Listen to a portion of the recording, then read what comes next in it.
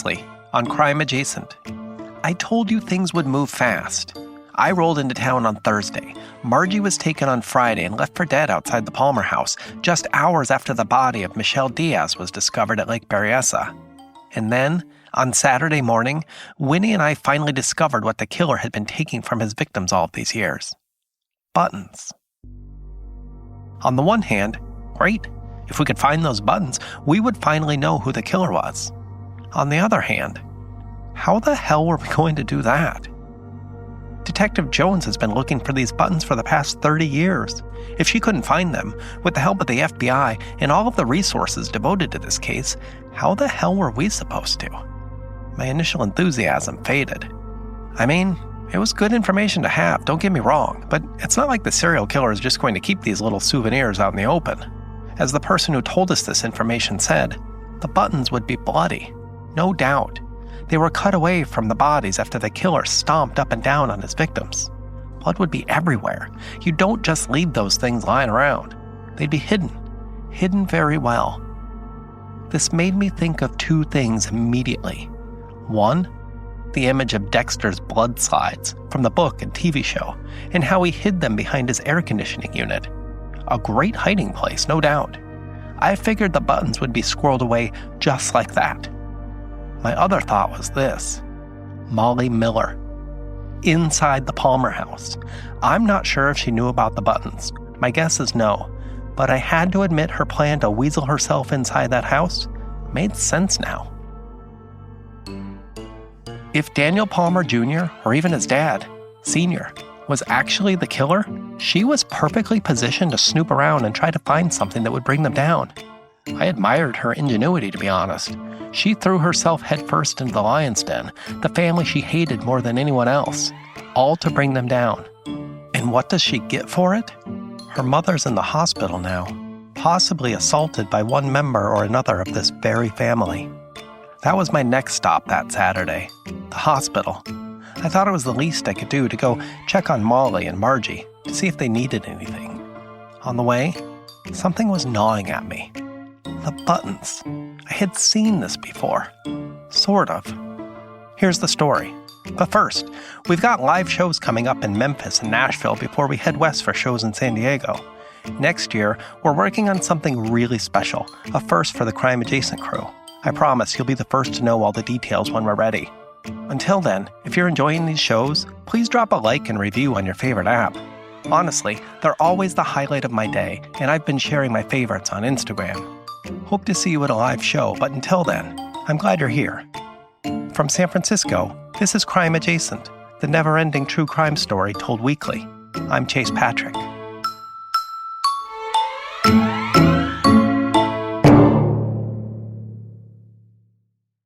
In January 1990, police in Portland, Oregon discovered the body of 23-year-old Tanya Bennett.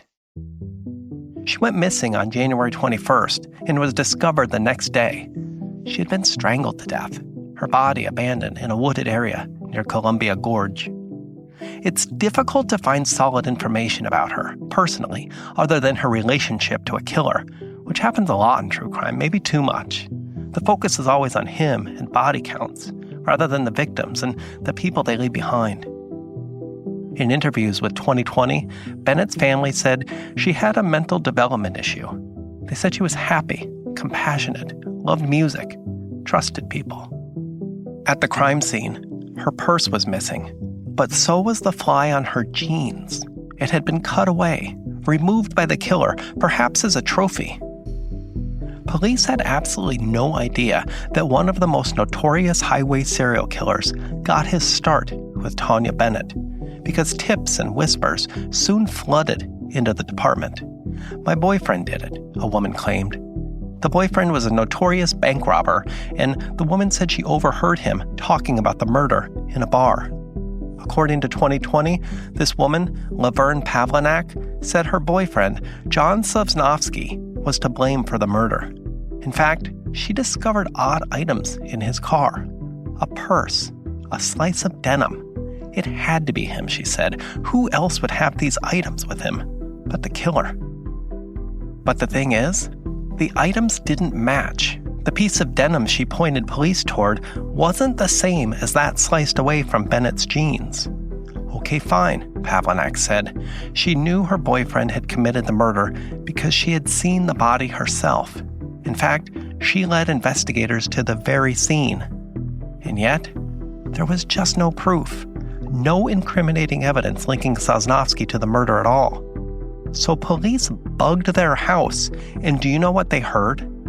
Pavlanak trying to jog her boyfriend's memory, reminding him of the murder and where he dumped the body.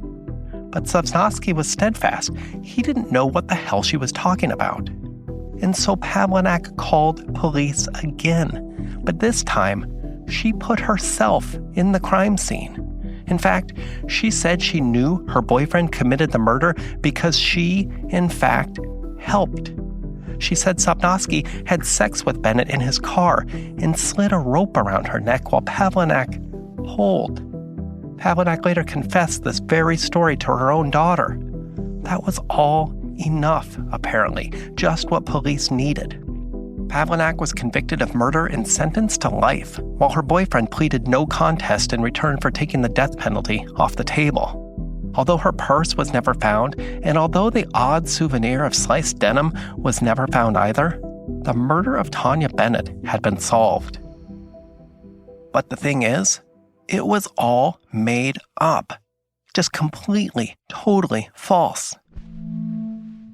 Pavlanak had fabricated the whole thing, including whether Bennett even had a piece of her jeans missing.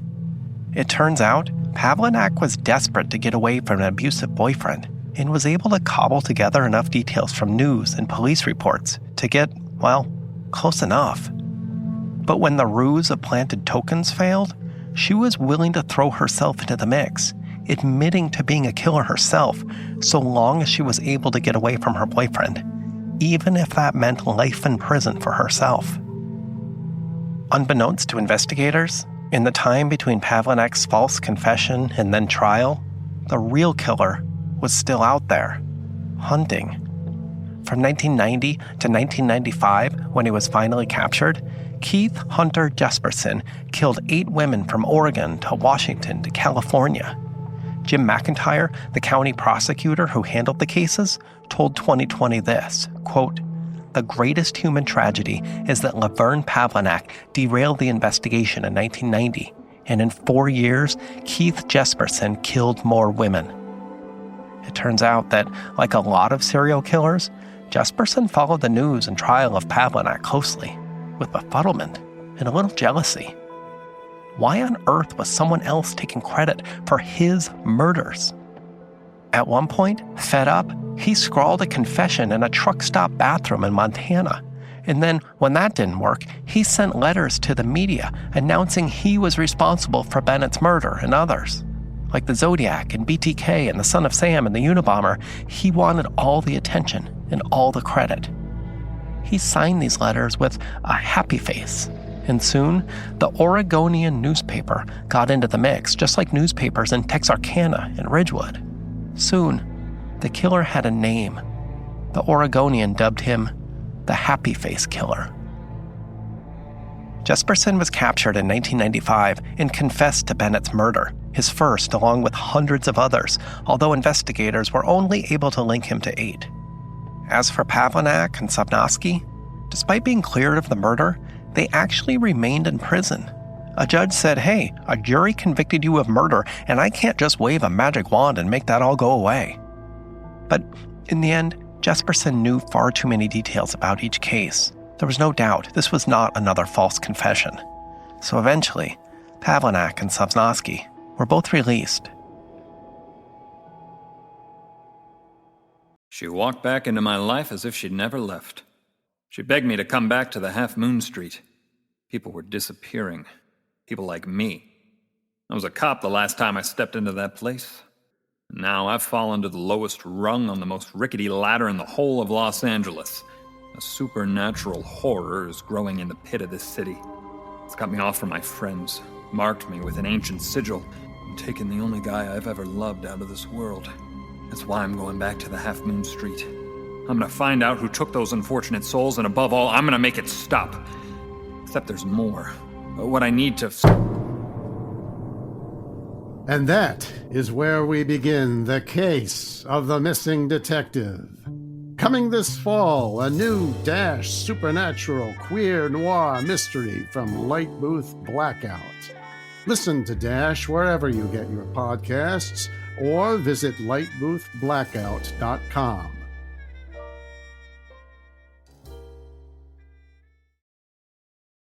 This case, it's what's been gnawing at me. I couldn't place it. As I was driving over to the hospital to check in on Margie and Molly, I couldn't get the idea of tokens out of my head.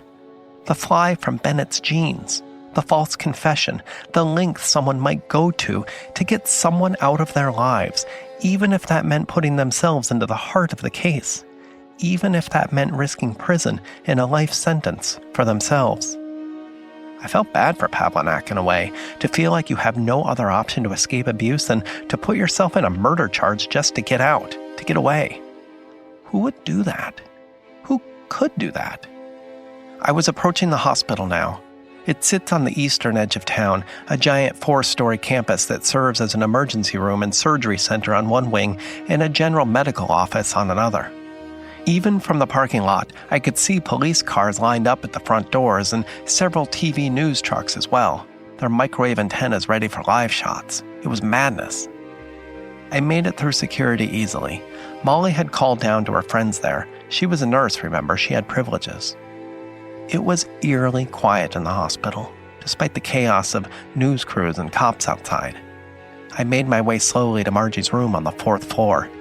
At this point, from the sound of things, they were keeping her alive just long enough to confirm donations for her organs.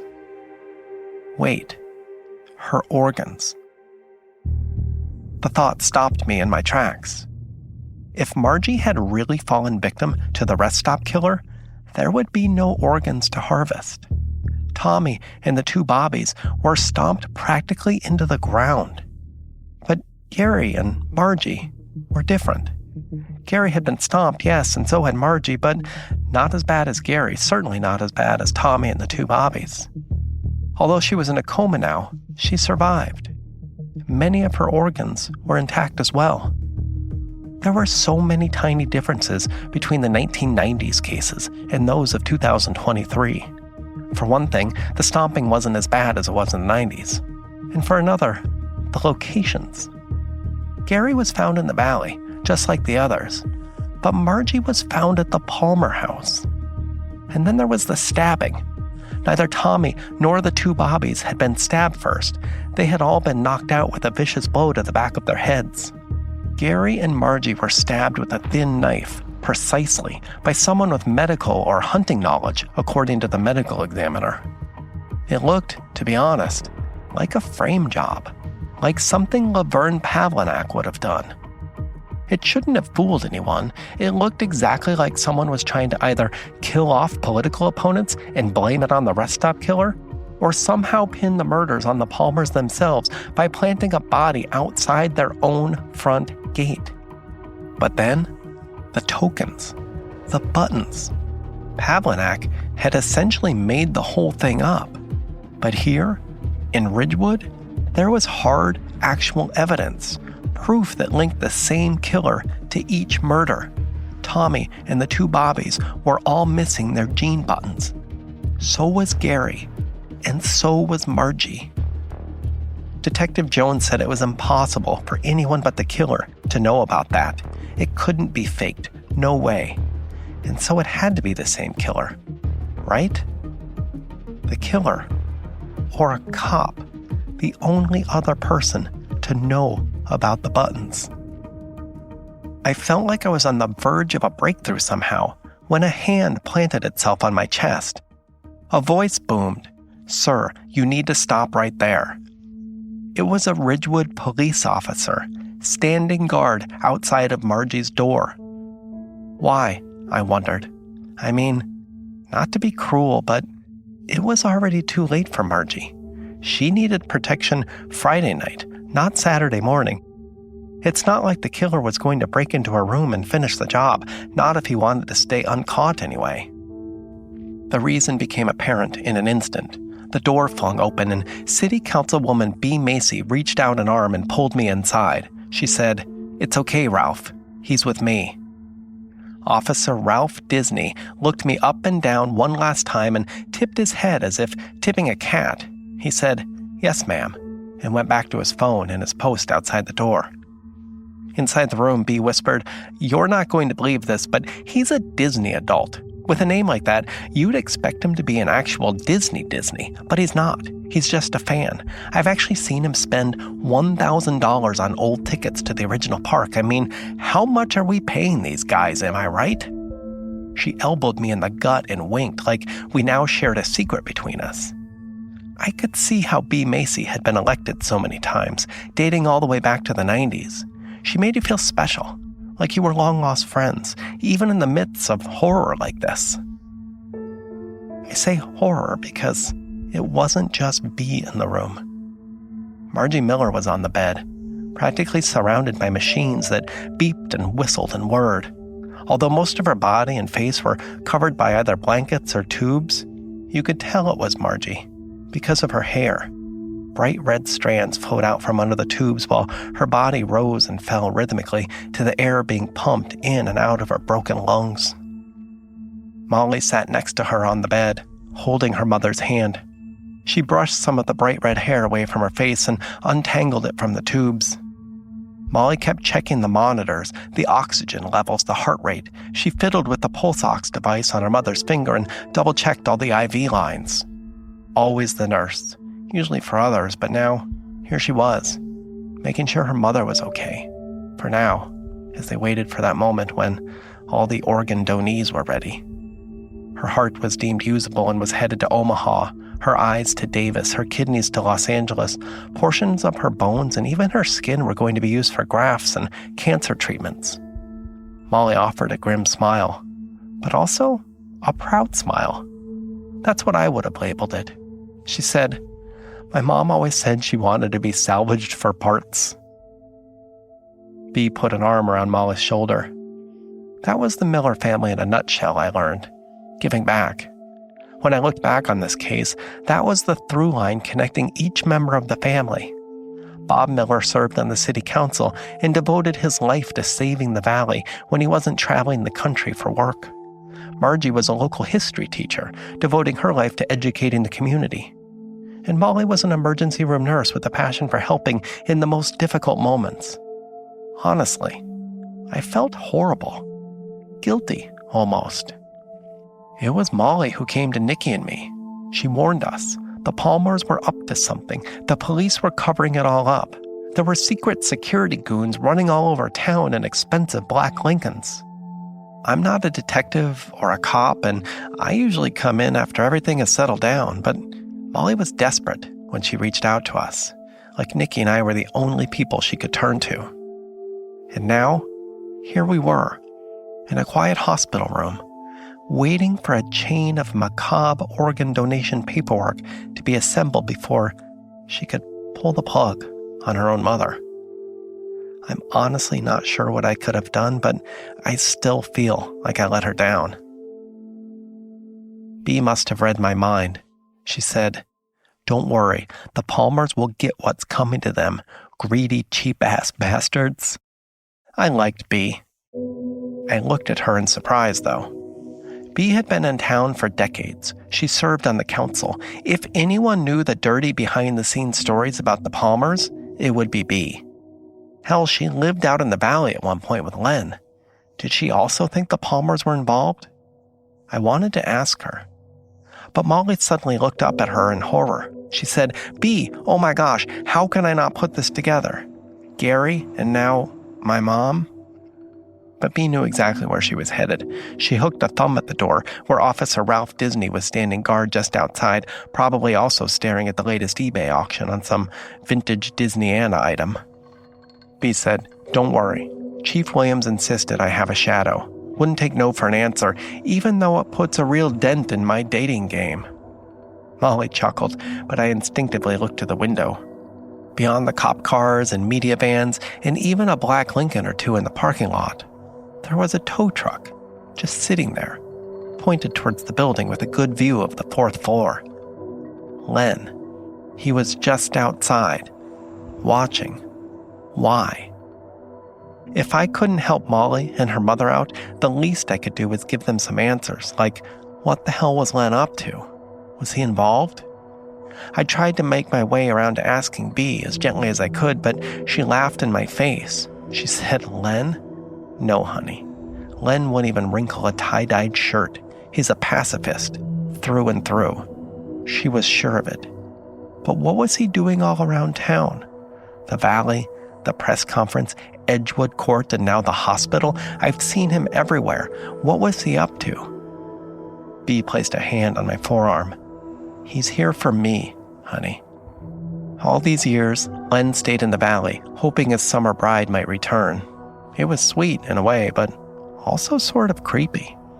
Bea assured me that outside of this very week, she hardly ever saw him. I got the feeling there was some secret shared history between them, not like a falling out, but something. Len was still all in, but Bea, not so much, or at all, really. But from the looks of it, despite all this, Len wasn't going to let anything happen to Bea that week. If she's right, and Len is not involved, I immediately moved on to my next candidate, Chief Williams. At that point, I was honestly beginning to think Chief Williams had something to do with this, given his relationship with the Palmers, his knowledge of the town and the Valley, and the way he was just completely out of commission at the time Gary Pugh was taken on Monday. He missed their big meeting at City Hall. Where was he? But then, if Molly was right, and the killer was targeting city council members opposed to the Palmer deal, and if it was indeed Chief Williams behind it all, why would he station a guard over his next victim on the list? Bea Macy, the last remaining vote against the Palmer housing development. I was getting nowhere, fast. Was this a serial killer? Was it a housing deal? Was it simply greed? I wish there was something I could do, some clue I could find to help solve the whole thing. I feel like I failed Molly and Margie especially, and now Bea Macy was in danger too. Maybe, if the killer could get past her Disney guard and Len Macy outside with his lug wrench. I slipped to the back of the room. I felt like an intruder. I felt suddenly like I shouldn't be there. These were Margie Miller's last moments. She should be with her daughter and her closest friend. I wanted so badly to ask Molly about the buttons, like, say, while you were inside the Palmer house, did you see any buttons? Why do you ask? Oh, no reason. It was our only good clue at this point, but at the time, I was still sworn to secrecy. I wasn't supposed to say a word about them to anybody. I still didn't know what to do with the information, though. At the doorway, I watched Molly as she stroked her mother's bright red hair. I watched as she gingerly picked a long, crimped black hair from the bed and let it drift silently to the ground. She and Bea shared another laugh. It was a dog hair. They were everywhere, even now. I had some on my clothes myself thanks to those adorable morons, Grip and Grin. I closed the door behind me, determined to do something, anything, to help track down the killer once and for all and to provide, at the very least, answers for the woman who knew which way this case was headed and tried to get help, but now grieved for her own mother as proof that her instincts were right. Something was rotten in Ridgewood, and Molly deserved more, Margie deserved more, and I had a plan to get some answers. Little did I know that I'd be back in the hospital within hours, back on this very floor, back in a room that looked very much like Margie's, and staring at a bed that looked remarkably similar as well, with all the tubes and machines and beeping pulses doing everything they possibly could to keep Bea Macy alive.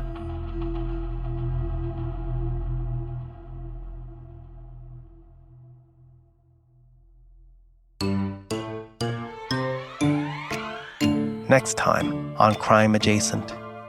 Later that night, Saturday, December 16th, 2023, video footage revealed Bea Macy walking into the gym on Cherry Street with a bottle of water in her hand and a towel over her shoulder. Although the cameras do not reach out to the parking lot, a timeline from the officer entrusted with tailing her, Officer Ralph Disney, showed that B drove the 2 miles to the gym and parked her car far away from the door before heading inside for her workout. Just a typical late-night trip to the gym to burn off some steam after an intense few days. After her workout, cameras caught her leaving the gym.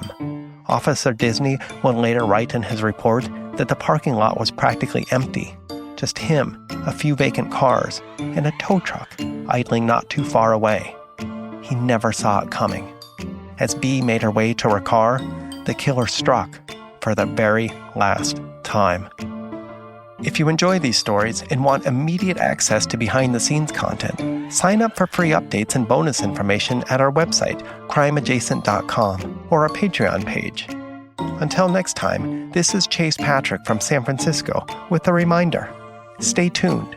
You'll never unhear what happens next.